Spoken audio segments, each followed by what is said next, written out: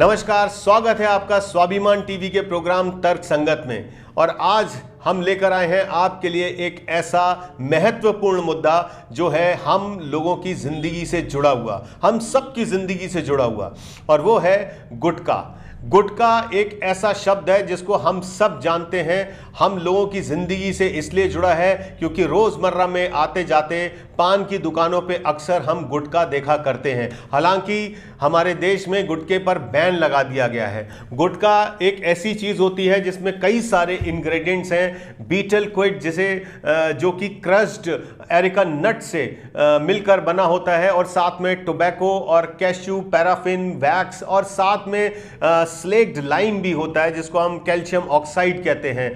थोड़ा स्वीटनर उसमें डालते हैं, कुछ फ्लेवरिंग डालते हैं, और बहुत सारे केमिकल से लेस्ड होकर ये प्रोडक्ट तैयार होता है।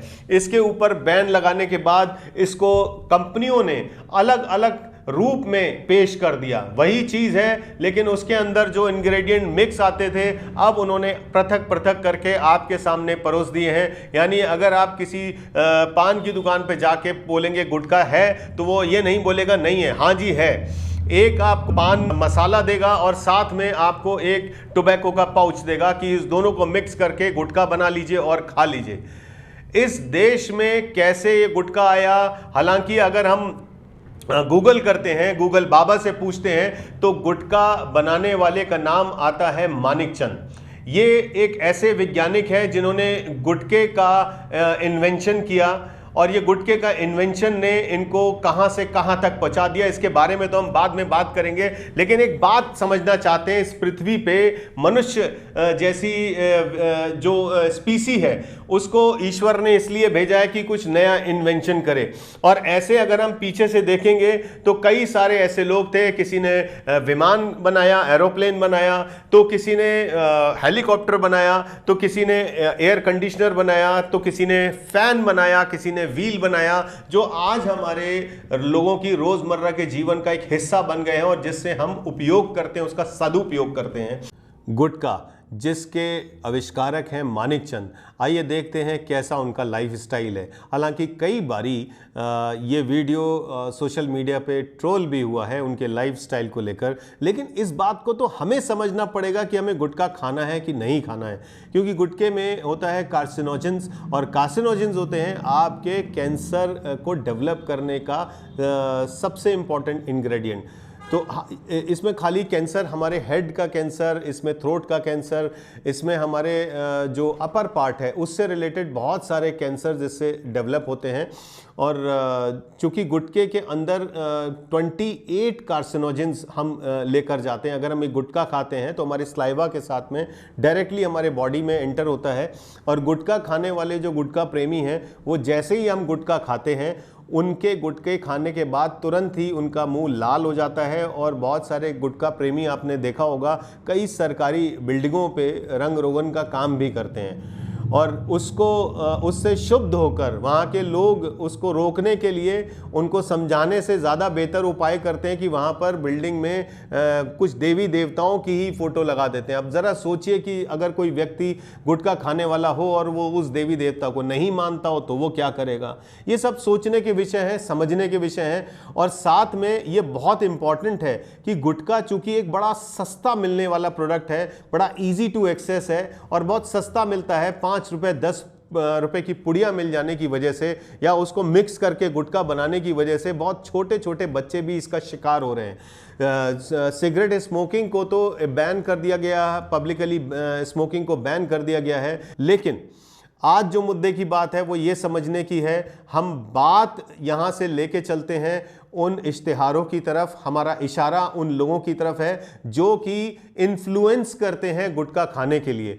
आज पान मसाला बनाने वाली जो कंपनी है जिसमें ये बीटल नट, जिसमें ये एरिका नट होती है जो कि बहुत कैंसरस एलिमेंट है, इसको बनाने वाली कंपनियां जैसे बिमल, अगर आप देखेंगे तो जगह जगह पर शहरों में बड़े बड़े होर्डिंग्स लगे हुए हैं, बड़े बड़े महंगे होर्डिंग्स लिए हैं और बड़े बड़े महंगे कलाकारों को भी लिया है इसके एडवर्टीजमेंट में। ये कोई समाज सेवा नहीं कर रहे हैं, इन्होंने पैसे लेके इस एडवर्टीजमेंट को किया है। मैं पूछना चाहता हूं शाहरुख खान से और अजय देवगन से कि उन्होंने जो इस बिमल का एडवर्टीजमेंट किया है, क्या वो नहीं जानते हैं कि इस देश में जो छोटे से छोटे बच्चे से लेके यूथ है वो उनको फॉलो करता है? क्या वो नहीं जानते हैं कि ये जो ऐड है ये इलायची का ऐड नहीं है, ये जो बिमल ब्रांड है ये पान मसाले का ब्रांड है। इसको देखकर यूथ जो आपको फॉलो करता है वो भी पान मसाला च्यू करने के लिए प्रेरित होगा।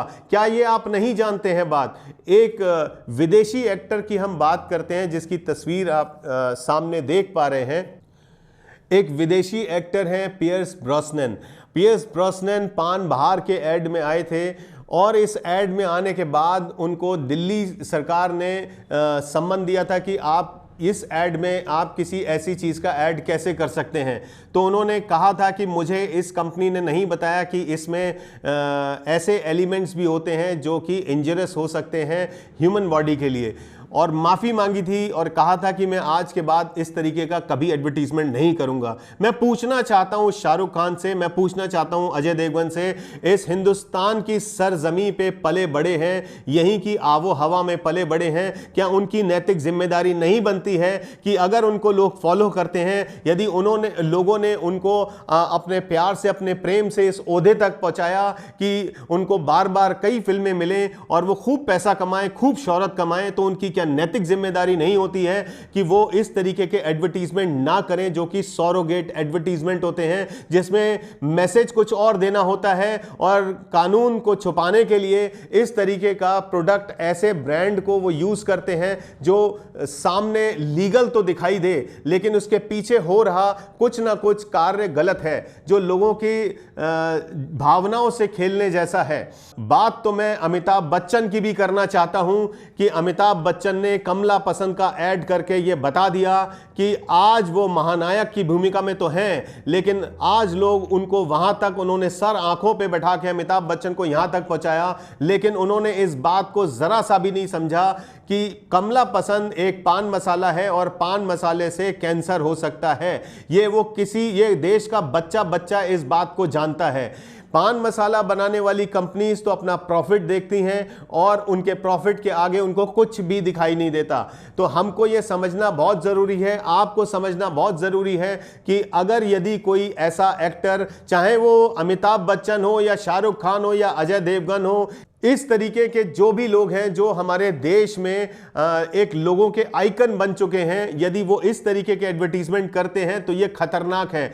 हमें उन्हें एक एक्टर, हमें उन्हें एक फिल्म में नाचने और गाने वाले से ज़्यादा उसका दर्जा नहीं देना चाहिए। हमें अपनी सोच में बहुत क्लियर होना चाहिए कि ये सिर्फ दिखाने के लोग होते हैं। इनको बहुत सारे नेता कई बारी अपनी पार्टियों में भी ज्वाइन करा लेते हैं और उन पार्टियों से कुछ हल नहीं होता, लेकिन सिर्फ दिखावे के लिए। वो इसलिए क्योंकि आप उन्हें फॉलो करते हैं, तो इसलिए नेता उनको अपनी पार्टियों में ले लेते हैं। लेकिन यहां तो बात हम पान मसाले की कर रहे हैं और उसमें पाए जाने वाले कैंसरस एलिमेंट की कर रहे हैं। वो इस सरजमी पे पैदा होने के बाद शाहरुख खान, अजय देवगन, अमिताभ बच्चन, इन लोगों को यह रिस्पॉन्सिबिलिटी होनी चाहिए कि किस प्रोडक्ट का उन्हें ऐड करना है और किस प्रोडक्ट का ऐड नहीं करना। ऐसा नहीं है कि उनके पास ऐड की कमी है, ऐसी कोई बात नहीं है, लेकिन इस देश के लिए उनकी थोड़ी जिम्मेदारी बनती है। उनको इस बात का जवाब देना होगा, उनको अपनी आत्मा से एक बार पूछना होगा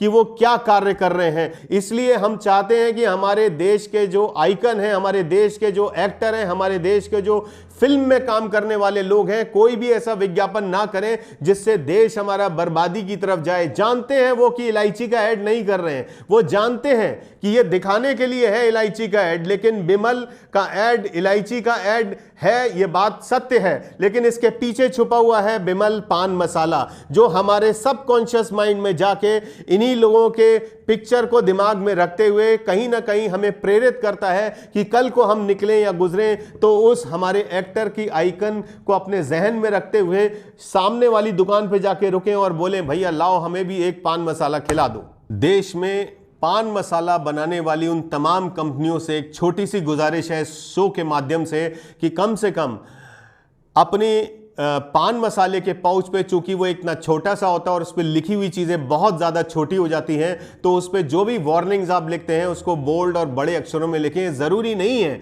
कि कोर्ट कोई आदेश देगा, ये ज़रूरी नहीं है कि सुप्रीम कोर्ट या हाई कोर्ट या कोई रिट दायर होगी उसके बाद ही इस पर एक्शन लिया जाए। ये अपनी स्वेच्छा से, आप भी मानव हैं, इसी देश में आपने जन्म लिया है, तो इस बात को निर्धारित करते हुए, इस बात को क्लियर करते हुए कि ये गुटखा खाना या पान मसाला खाना ये कितना हानिकारक हो सकता है, हमारी सेहत से खिलवाड़ हो सकता है।